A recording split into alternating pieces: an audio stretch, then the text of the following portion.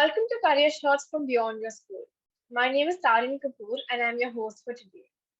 What after school is one of the most critical life decisions for every high schooler and their parents. Beyond Your School is a platform that brings different stakeholders together to help students and parents navigate this complex process successfully. Our guest for today is Anju Singh. She is the Regional Director of UA Global Operations at the University of Arizona. Welcome back, ma'am. Thank you, and thanks again for inviting me, Tarini. I'm really glad to be here today. We're glad to have you, ma'am. So, ma'am, let's just get into it right away. So, what are all the factors that we should think about before choosing our college? Well, again, very important question for the students. A lot of students I speak to on day-to-day basis sound a little confusing, because for them ranking is everything. Trust me, but it is not everything. Trust me, because as I said, when we talk about institutions abroad, every institution has something or the other to offer. So you really need to make your choice very, very carefully based on what exactly you're looking for. So when we talk about the parameters or factors that needs to be considered while choosing a university, first and foremost, definitely, as I already said, that you need to make sure that you're choosing the right course, first of all. Once you have identified the course that you're interested in, you are done. Half of your job is done, and rest half would be everything else, trust me. All right. So once you've chosen your right course, the next step would be to choose the countries that you would like to apply for. You can apply to definitely US. Canada has a lot of options. You have UK, Australia, and whatnot. There are loads and loads. You guys are so lucky to have so many options. But again, having these many options definitely can confuse you a lot as well. All right. So once you have done the course selections, shortlist the countries, shortlist the colleges that you would like to apply for. That would be the second step. Once you have shortlisted your college, then it would be great to start research as well in terms of basically furthering sort of shortlisting. You might just shortlist 20 or 25 institutions, for example, but you can't apply to 25, 30 institutions, let's say, all right? So you really need to go ahead and further shortlist your list of institutions. Let's say if you're applying to US, maybe I have seen generally students applying to about 8 to 10 to 12 institutions at max. All right, that's not bad number, I would say, because that is a combination of your dream university and something which is achievable. And then of course, some people, as they call it, backup options. All right, so your list should be consisting of all these options altogether. And then you can definitely, besides, of course, as I said, ranking is one of the things, but should not be everything. What is more important than the overall ranking of the university is the reputation and ranking and the work that a particular faculty or a department is doing in the area of your interest. So find out more about this. Maybe Harvard could be best ranked or MIT could be the best ranked, but what exactly you want to do in Harvard or MIT matters more. How exactly that particular department or a faculty is ranked is something that you should be focusing more on rather than the overall ranking. And trust me, you will have best of your decision there. All right. After that, definitely is once you have shortlisted based on the reputation, try to find out the admissions criteria. Of course, you should be in a position to sort of meet the criteria of admissions, right? So whether you have the enough GPA, whether the institutions require SAT or ACTs or not, IELTS, TOEFL, things like that. All right. So that is the next thing that you need to sort of focus on. After that comes, the feedback from the current students. Talk to their alumni, all right? Okay, whatever university website is saying, whether it is correct or not, you need to sort of verify from some sources. Talk to people like us who are representing the university. Of course, being a representative, I will always talk about the good things about the university, which is great because I'm shortlisting some factors for you already, all right? So that's the next thing that you'll be doing. Find out about the various employment opportunities made available to you via the university and of course within the city, because you're going to spend 4 important years of your life over there. You wanted to have practical exposure, you wanted to get into internships. So just try to find out what exactly is the employment opportunities, what is the graduate employability rate, what are the average packages, because it's all about money at the end of the day. You need to sort of talk to your parents about the ROI as well, besides everything else. All right, so that's important. And then comes location. Location, again, my dear friend, do not ignore it. Like some students just get really passionate and end up studying in the places where their body doesn't allow them to be, like in cold weather conditions. It's snowing a lot. I've had so many cases where students went just because the ranking was good, but ignored the weather totally, and he had health issues. So he had to sort of shift to the area which was more conducive to Indian students. Like, for example, if I am in Arizona, the temperature is between 18 to 24 degrees, which we are very used to, pleasant and everything. So try to sort of look at that, don't ignore that. And last but not the least is cost and funding options.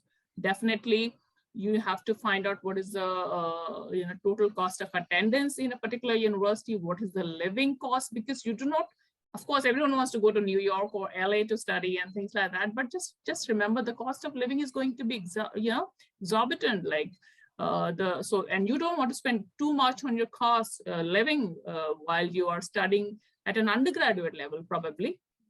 So if you keep that in mind, definitely you will be in a position to reach a decision, and you will definitely be able to find the right or the best fit for yourself. So yeah, that is how I will sum up the various factors we should be considering while choosing a university.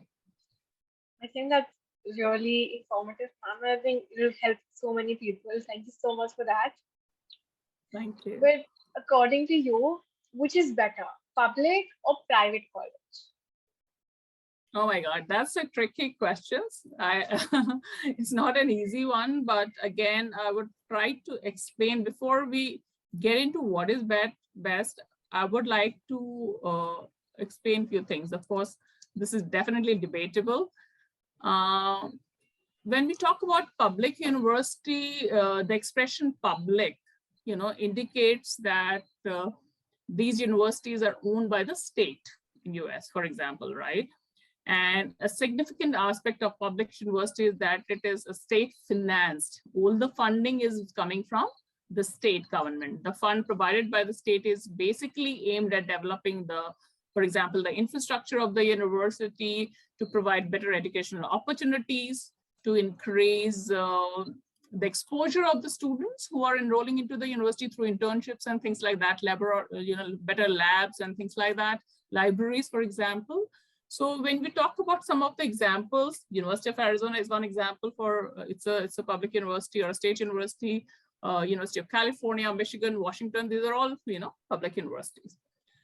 When we talk about private institutions or private university, it's basically, you can say it's an education, these are educational institutions whose financing basically originates from the educational costs obtained from the students, or the students' tuition fee, as we call it, right?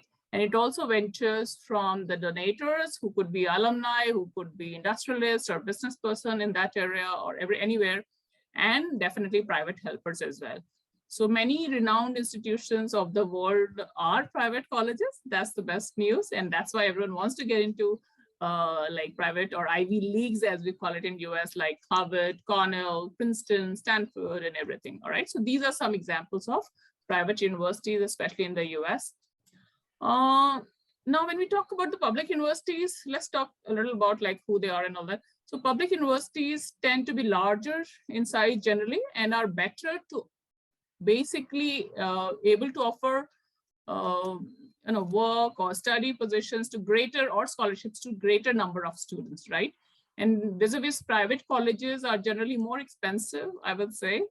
Their ability to offer more attractive financial aid packages can sometimes make them more affordable than public universities, but you really have to be like high graders and high achievers and things like that, and definitely then private universities would give you better funding, right? Also, public universities charge a lower fees comparatively, as I said, than private universities across the world, which makes the former a better options sometimes. But if, as I said, if you get a great funding from a private institutions, of course, nobody can say no. Everyone wants to be, into the Ivy Leagues and everything. So again, the answer would be choose whatever is affordable, keeping all the factors that we just discussed in mind. It's not just a question of choosing a public or a private university. It's a question of choosing the right or the best fit college or university for yourself. All right. That's great, ma'am. But would you also like to tell us a little more about the University of Arizona? Definitely. I work for the university and I really love working with the University of Arizona. So as you know, University of Arizona is a land grant university. It's a state university which was established way back in 1885. Currently, we have close to 47,000 students. In fact, this year has been phenomenal in the history of University of Arizona as we got maximum number of freshmen joining the university after COVID. So it was a great year for us. Talking about undergrad students, since the focus of today's conversation is undergrads, we have close to 36,500 undergrad students who are currently studying in the university, and more than 10,000 grads and PhD students are currently enrolled. When we talk about the student community, about 120 nationalities are represented in the campus, which makes 6.5% of the total international number, right? And next thing which Indian students are really, curious about is ranking. So we are ranked among the top 100 national universities as far as US News and World Report is concerned. And for research, we are ranked among top 20 universities in the US as we speak. The University of Arizona is located in a beautiful city called Tucson, which has a population of about 1 million people, very friendly and laid back city, perfect place for an undergraduate, studies, I would say. And we have an amazing campus, which is spread across 400 acres. So it's a beautiful, though it is in the middle of Sonoran Desert, when you actually visit the campus, you will feel as if you are in some resort. It's very nice, lush, green campus in the middle of the city. And talking about the strength areas, of course, we offer more than 320 majors thoroughly at undergraduate level.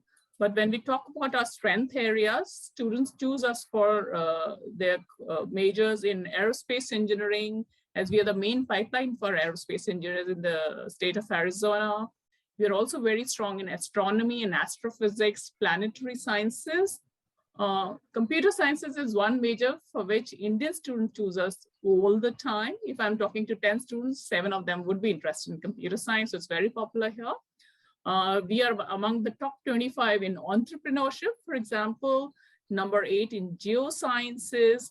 But besides that, students also choose us for studies in economics, finance, film and television.